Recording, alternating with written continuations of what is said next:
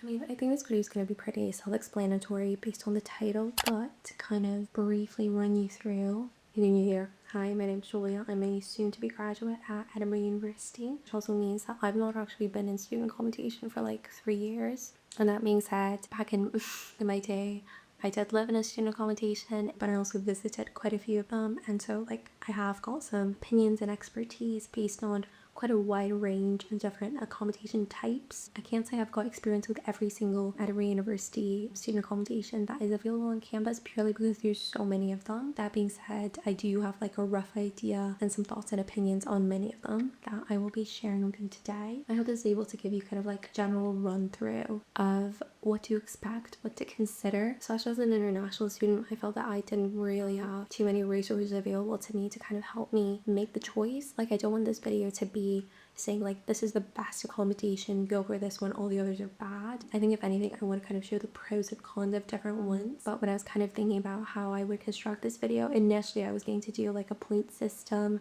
and like rank all the accommodations.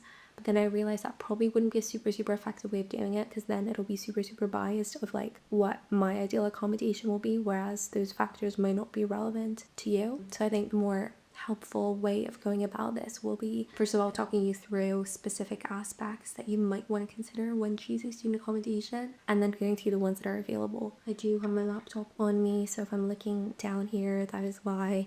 I'm just looking at like the list of accommodations and also the various factors that I kind of wrote out for all of them, and just because there's like way too many for me to even consider remembering. And getting back to the ranking thing, I also thought it would be difficult to rank specific aspects because, as I said, whether or not I consider something to be a pro is a very subjective thing. Like, for example, location, you might want to be like smack dab in the city center, like that might be a massive pro, that might be a 5 out of 5 for you. But then you might just as well want to be like a little bit further from the center but live in like a little bit more of a quiet residential area. Like, who am I to saying which one is the 5 and which one is the 1, you know? I am going to try to keep this from the perspective of first year. Like, if I were going into first year, I'm going to try to like take myself back to the point of time of like going into university as a first year, not knowing anyone, trying to make friends, like thinking about all the aspects that were or would have been important to me as an incoming first year. That being said, the video is filmed from the perspective of like a 4th year graduate, so a lot of things that maybe are important to first years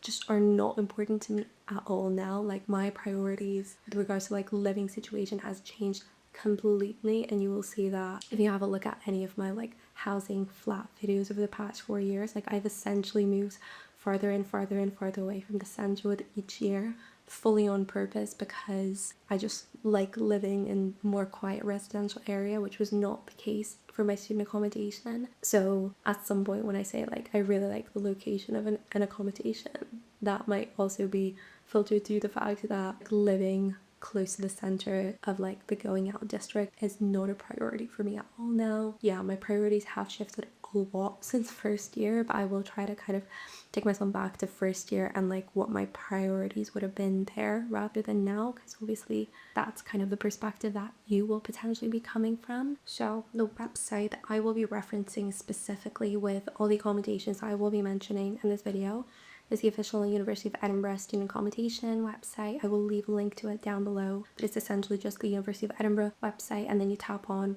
our accommodation tab, and then you have like 4 pages of all of their student accommodations. They're all listed. You can filter them by like catering type, room type, budget type, all of these factors, which is super helpful. They include all the accommodations here, both undergraduate and postgraduate ones. I'm only going to be mentioning the undergraduate ones since those are the only ones I have experience with, and like this video is kind of catered to undergraduates. But if like postgrad is something you're interested in, you can just find those on the website as well. So the way that these are listed on the website is actually in alphabetical order. I've kind of reorganized it based on like clusters of accommodations, or at least I did my best to do that. Basically, I'll get into this a bit more in a few minutes, but there's certain like location clusters of different accommodations throughout campus. So if you're unfamiliar with like Edinburgh Uni's campus. It's not really a campus, it's like a city university, but there's basically like a few campus centres peppered throughout the city. Most of it is really central. Now I'm going to briefly run through the various factors I'll be considering with each of the accommodations, or at least I'll do my best to mention or acknowledge all of these with each of the accommodations. First of all, location and accessibility.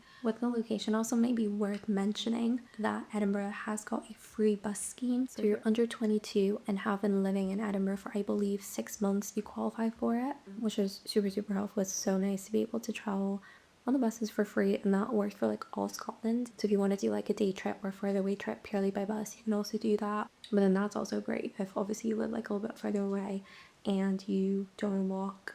A lot of the accommodations that are further up have really good bus connections, so if you don't have to pay for that, it's amazing. When I started university, it wasn't a thing yet. I think it was only introduced like a few months into when I started studying there, so I didn't use it for first semester at all. But that was a really important aspect for me when starting university, or when choosing my accommodation, was to be super central. Like that was one of the main criteria I had when I was choosing the accommodation. I just really liked to know that it would be central and super walkable. But yeah, that will be acknowledged. So then price, I'll just mention like the price for different rooms. That is also listed on the website for various room types. So then room type and quality, I think the main thing that kind of inflates or deflates the price of accommodation, other than its location, is probably whether or not it's a shared bathroom. So like if you have an ensuite as part of your room, and the food situation, so whether it's catered or self-catered. I'll get into that a little bit more with the accommodations. That's quite a big topic in and of itself. Then also like flat sizes vary. For most accommodations you won't really get to choose because you're randomly allocated. For a flat that could literally be like from 4 people to 10 people, like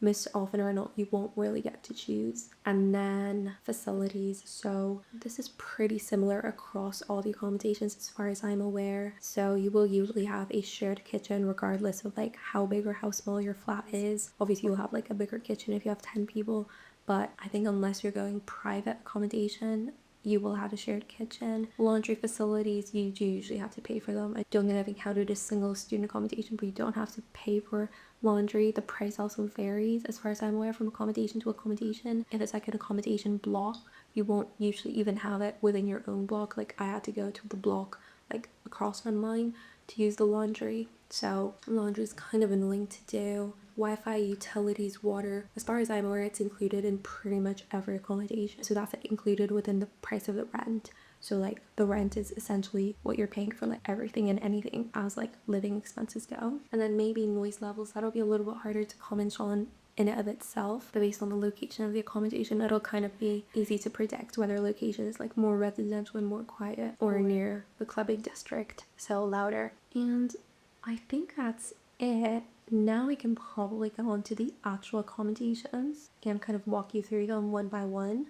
And for the actual like accommodation selection process, you don't really have that much of a choice. You kind of do, but it is kind of randomly allocated.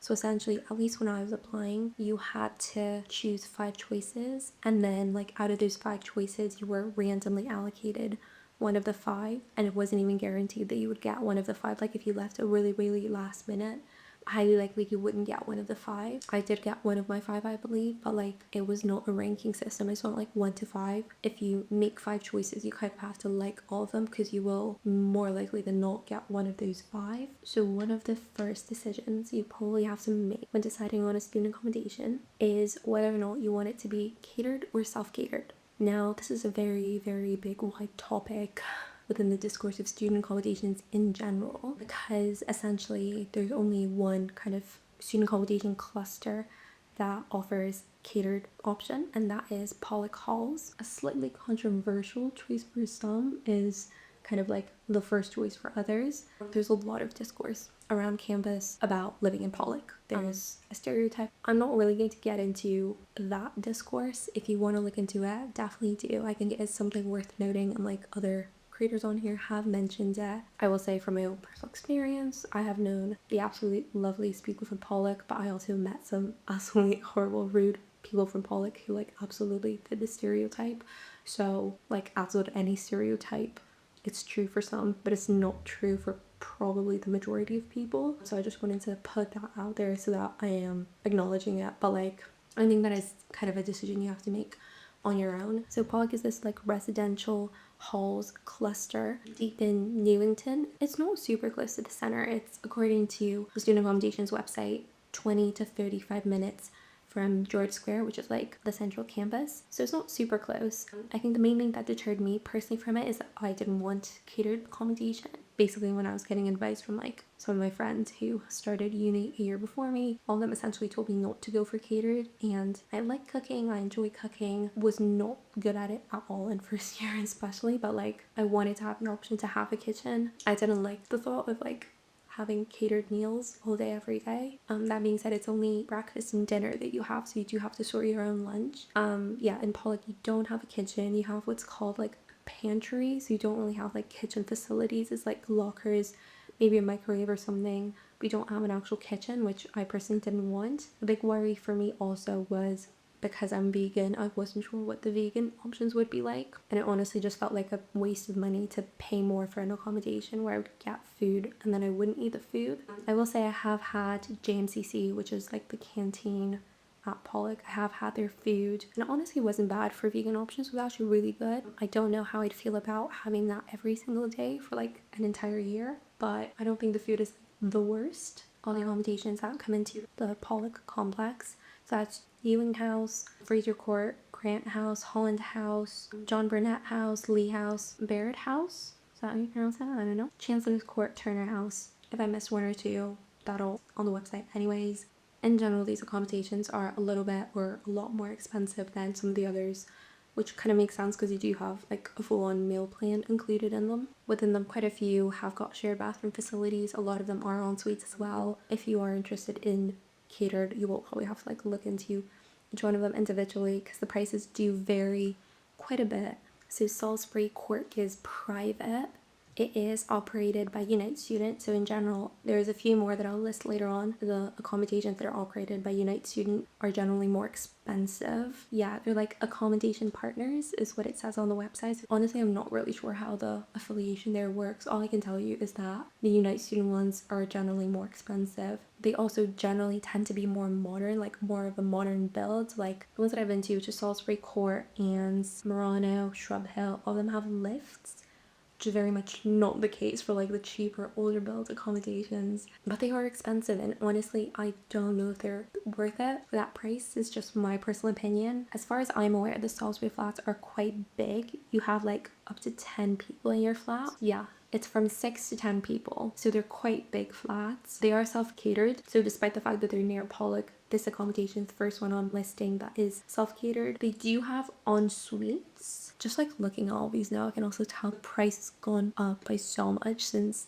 like first year when I was joining. It's crazy how expensive these have gotten. Like across the board, all the accommodations have gone up in price so much. You can get a twin studio, so like a shared room, for £6,066 per year. So that's like not a terrible price. Still more than I paid I think in first year for a shared room. If you want a private room just to yourself, that's £11,388 per year. That is a lot considering you've got a shared flat. I will also say, as much as the flats are modern and they look lovely on the photos, I kind of didn't like them. Like they seemed too modern, and as much as like my flat was gross and grotty, there was some sort of like Edinburgh charm about it.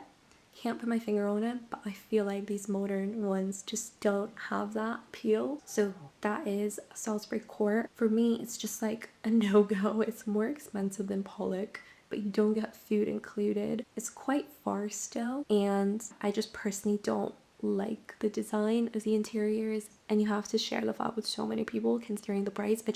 Yeah, Salisbury, not my fave. Since I briefly touched on Unite students, I might as well finish the rest of them now. So there is Shrubhill. This one is $8,750 per year. So this one's location is like the complete opposite part of the city from Salisbury. It's essentially like up north, so you have to go through Newington and even further up. I'm not personally the biggest fan of like Leith Walk, that area, so if I had the choice, I probably wouldn't choose that location. That being said, it's definitely a nicer accommodation. Like all the Unite ones do have nice facilities. It is self-catered as well. It is an ensuite, like it has all the facilities. This one is cheaper than Salisbury Craig. Between Salisbury and Leith, I would maybe choose Leith, though I do think Salisbury is a better location than Leith, just personally. Yeah, I don't know. I'm not the biggest fan of either. And then there's one more around that same area, which is called Murano. It has also £8,750 per year, also self-catered, also ensuite. It's also part of like the Unite student ones. So you do have the nicer facilities, ensuite. They do have 24-hour staff presence, so like it is a little bit more secure, I guess. That being said, like all the other accommodations, while they might not have like designated staff, they do have RAs, resident assistants, who are there at like 24/7, who live there with you to help you if like ever you need anything. I don't know, I'm just personally not really convinced by the United student ones. I just don't think the locations are great. I don't think they're worth the money. So while we're kind of in the north-ish area, I'm going to move a little bit to the west to what's called like Cannon Mills area, to an accommodation called Beaverbank. So this one, according to the website, is £8,292 per year, which is actually a lot. I remember it being cheaper back in the day from some of the Unite student ones. Doesn't seem to be now. This one is a little bit awkwardly located. It's just as far, if not a little bit farther than like the Leith accommodation. If you're, for example, located at King's campus, which is way down south, definitely don't consider any like the north up accommodations, because you'll have to go into the center and then another bus down south, which will just be such a pain. It is an ensuite, so these are 4, 5, 6% flat, so a little bit smaller. They do have like shared kitchen facilities, as all others do. I will say it is far out, but one massive positive I think about Beaverbank is that it's located super well for big shops. I will say out of the farther accommodations, this is one I would consider more. Now, as for locations, I'll also briefly mention 2 accommodations which, even though I didn't live there, hold a very special place in my heart, because that is the area where I lived for this year and last year. That part of town is known as Marchmont, or like Brunsfield, kind of bordered between 2, I guess. So the first one of them is Warrender Park Crescent, and the other one is Warrender Park Road. Both of these have singles from £7,025 per year, which is roughly what you can expect to pay. Yeah, so both of them just have standard single bedrooms, so we're kind of getting into the cheaper side of things slowly but surely. Yeah, both of these are self-catered. They're in the Brunsfield location, so again, very biased, but my favorite part of town. For Warrender Park Crescent, it's 3 to 5 bedrooms per flat. For Warrender Park Road, it is between 4 and 6 rooms in each flat. Yeah, I mean, they kind of look like pretty typical student accommodations. This is kind of more what you can expect on the cheaper end of student accommodations. Shared bathrooms in both of them. One thing that I think is really cool about Warrender Park Crescent is that it's an old school building that was redone to essentially be student accommodation. So when you walk through the building, they actually maintain some of the old school parts of it. So like when you're walking through the hallways, it's like really tall ceilings, and we still kept some of the signs. I just think it's super cool. So I would consider that accommodation for that very fact. It's also got views of, depending on like which side of the building you are, I guess, but if you're on the side facing the meadows, you have, subjectively in my opinion, the most lovely views of Edinburgh ever, because you're looking out onto the meadows, you can see the castle. Yeah, genuinely, if I had to live in student accommodation past first year, I would have definitely chosen Warrender Park Crescent. Like, it was one of my favorite accommodations I ever set foot in. I literally lived across the street from it. I just think it's a great location and such a cool building. I will say, I think if someone asked me right now what my #1 accommodation what I would choose, I would probably say Warrender Park Crescent. And that being said, I'm very aware that like in first year, living in a quiet residential area might not be what you want, or might not be super ideal. So yeah, I will leave you with that. I mean, I love living near the meadows, and it's genuinely decently affordable compared to some of the others, and it seems like a great place to live. And then kind of on the opposite side of the meadows, we have got Sciennes. All the ones I'm going to mention now, I think, unless I specifically denote them as like nicer accommodations, they all kind of have that same student accommodation appearance. Like, they're not the nicest looking, they're all kind of gaudy and gross, but I quite like that. That's my personal opinion. I really do think you kind of have to go to like the shitty student accommodations, which the vast majority of them are, and have that as your experience and kind of like live through it. So with this one, it's £8,750 per year for standard single room with shared bathroom facilities, 3 to 6 rooms in a flat, self-catered. I think it's a great location as well. I, again, am biased. I love living near the meadows. Moving to the meadows and like having that walk is probably one of the best things to happen for my mental health. So I personally highly recommend that. But I guess if you want to be super essential, then there's other accommodations within the same price rate that you could consider. I think I missed another accommodation kind of close to Sciennes, and that is South Clerk Street. It's essentially like the same area, just a little bit more into the buildings around that area. So that one is 8,783 per year for a standard room. It is self-catered and it is 4 to 6 people in a flat. Honestly, don't know why it's like the tiniest bit more expensive than Sciennes, because I think between the two, Sciennes location is nicer because you can literally see the meadows through it, but it's like the same distance basically from center campus. They're pretty much the same price though, but between the two I would definitely go for Sciennes. It's still super central, super convenient, but it's not like on Cowgate, which is the main clubbing street, which I will get onto in a second because that's a whole thing in and of itself. Yeah, honestly I'm so impressed by these prices comparing to some of the others, because the others are crazy. Oh, I think I missed Riego Street, so that's another one. That one's really close to Robertson campus, so that's a College of Art campus. Still pretty central, but it's like a little bit more westward than main campus. So the prices for this one are 6,999 per year. So you have a shared bathroom and it's 4 to 5 bedroom flats. So that's like Tollcross area, which is kind of similar to Newington. It's definitely less bustling, but it's got very good bus connections. Like something I probably didn't mention about Marchmont is, as much as I love it, like I've got such a soft spot for Marchmont, it's genuinely like my favorite place to live. The bus connections there aren't great. Like you can get a bus, but the few buses that are there, like number 9 bus and the 24 bus, notoriously late. Sometimes they just don't show up. Honestly, it's so much easier and more convenient to just walk through the meadows, because sometimes it's just not worth waiting for the bus that might not show up. So that's probably worth noting for Marchmont actually. But yeah, both Tollcross and Newington are really good as public transport goes, but they're still super central. Let me mention 2 other accommodations before I go to like the Old Town, Cowgate, Central Street ones. I have a lot of thoughts about this because that's where I lived. So we've also got one called West Mains Road, and this one's near King's Campus. So I don't think it's super big. It's got 123 study bedrooms, usually 10 rooms per flat. It's quite a lot. This is on King's Campus. So this is the campus that's like quite far out from Central Campus. It's like 20 minutes by bus, 40 minutes on foot probably. It's quite far out. If you got classes at King's, might be super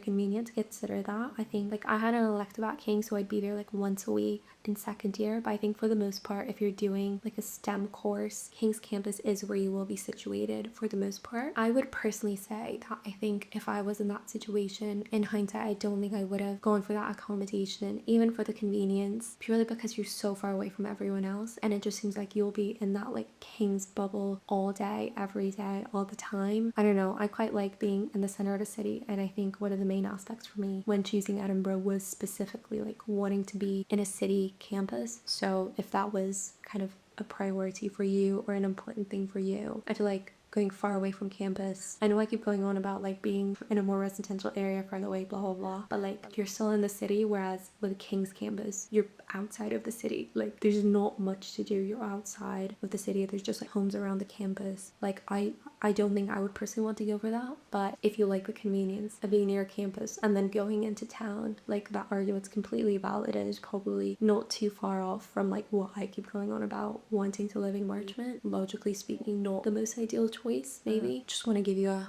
broad understanding and my personal opinion. And then finally, I left this for last because one of these accommodations is the one I lived in, and also I think very broadly or roughly speaking, we're kind of going from like the most expensive to the cheapest, but also kind of geographically it's all kind of messy, but in my mind it makes sense. So I'll be talking about the Cowgate / Old Town accommodations now. So Cowgate, if you're not familiar with the geography of Edinburgh, I was not when I first moved there. Cowgate is like the main club bar street. It's parallel to the Royal Mile, but essentially it's like lower because Edinburgh is a really hilly city, so like the Royal Mile is up and then Cowgate's down. So it's really confusing when you actually first get there because you need to kind of know your way around it to figure out how to get places. So a lot of these accommodations I'm about to list out are either on Cowgate or like in a side street of Cowgate or like in that general vicinity. It's quite a long street, so a lot of it's like closer in the direction of the castle. Some of them are like farther down near the university gym, which is actually super convenient. I loved being 5 minutes away from the university gym. It was great. That's, I guess, something worth noting for literally all the other accommodations, is like you'll be farish from the uni gym, which is actually a very good price. So if that's important to you, it was important for me in first year. That's also worth noting. Let me just go through the accommodations. Kincaid's Court, Buccleuch Place, Robertson's Close, Mylne's Court. Mylne's Court is actually like one of the side streets of the Royal Mile, but because it's like kind of close, I clumped it together. New Arthur Place, Blackfriars Street, Darroch Court, and College Wynd. Honestly, I can't remember for all of them if they're like a side street or like main Cowgate. My accommodation was actually Robertson's Close, so that was within one of the closes coming off of Cowgate. There's so much to be said about this caliber, this type of student accommodations. I think the main thing, which was super important to me, and I do maintain this as an important aspect of like choosing your student accommodation, it was super central. It was so convenient to get to campus. I have like a 3-minute walk for most of my classes. It was great. It's close enough to Newington that you have like all the shops nearby. I think Little was a 7-minute walk for me. Super close to the gym. I mean, obviously depending on like how far along you are on the street, it could be farther or closer, but I think like the farthest end, like close to the castle to the gym, is like probably a 10-15 minute walk. And then like my accommodation was 5-7 minutes, I want to say. A few of these are literally like on the street or like on the curb to the gym, so super convenient for that. Super central. You will probably be going out more in the first year of university than you will at any other point. I think at least that was the case for me. So it was super convenient to have a flat like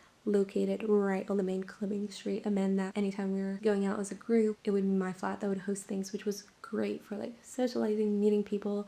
Amazing. Like as a first year, that is probably a big priority for you that I didn't really consciously actively think about when I was choosing my accommodation, but in hindsight, that was probably one of the best things about my accommodation, is that I was the one hosting things and I like hosting things. That also had many drawbacks though. It was so loud all the time. It was so messy. It was so disgusting. Like I saw people pee on the street literally like middle of the day on my way to the shop. It's a messy part of town. It's very touristy. Like all the negative sides of living smugged up in the center of the city. You get the worst of it in Old Town. Edinburgh is also a very touristy city, so like it just gets so busy around the area of the Royal Mile and like city centre. Yeah, I won't go through all the prices of the individual ones because honestly, like with Pollock ones, like I don't think there's a point. They're all roughly the same. Mylne's Court is cheaper. I think by grouping all of these, I kind of wanted to just they're all very similar in appearance. They vary slightly by price, but you do generally get similar facilities. Like, as much as I would personally never ever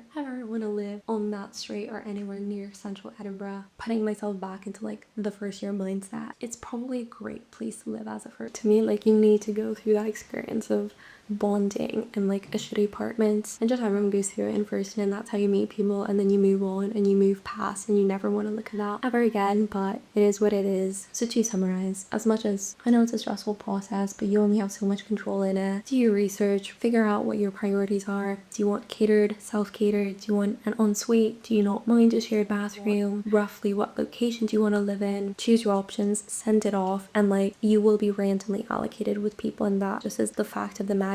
And maybe you'll get along with them, maybe you won't. If not, there's other places to meet people, whether it is in the entire accommodation or your course or societies. Like accommodation itself, we put a lot of pressure on it, but accommodation itself does not make or break your first year experience. Worst case, you move out by the end of first year and you like never have to think about it again. And I think I made it quite clear which accommodations are my personal favorites. I think in hindsight, if I were choosing now as a fourth year, right now, if I were choosing, I would definitely pick Warrender or Crescent. I mean, that's where I lived this year and I absolutely loved it. I just love that area. It's my favorite part of Edinburgh. If I were to like force myself into living at the first year, I think maybe Sciennes, just because as much as like I did like living in central campus, being near Cowgate, all of that for the purpose of like hanging out with my friends and always being the one to host, I just still feel like that's a little bit like too central for me, whereas I feel like Sciennes is a good mix of like still being super central, super close to everything, being super close to the shops like Nicolson Street, but you still got the meadows, you're still a little bit far away. I don't know, I feel like that's a happy medium. If you want like a more modern flat out of all the options, I think I would go for Beaverbank. I just really love the location near the Botanic Gardens as well, and I do think it's so convenient having those massive shops around where you live. Honestly, I don't know, I mean, so many people I know lived in Kincaid, I lived in Robertson's Close, and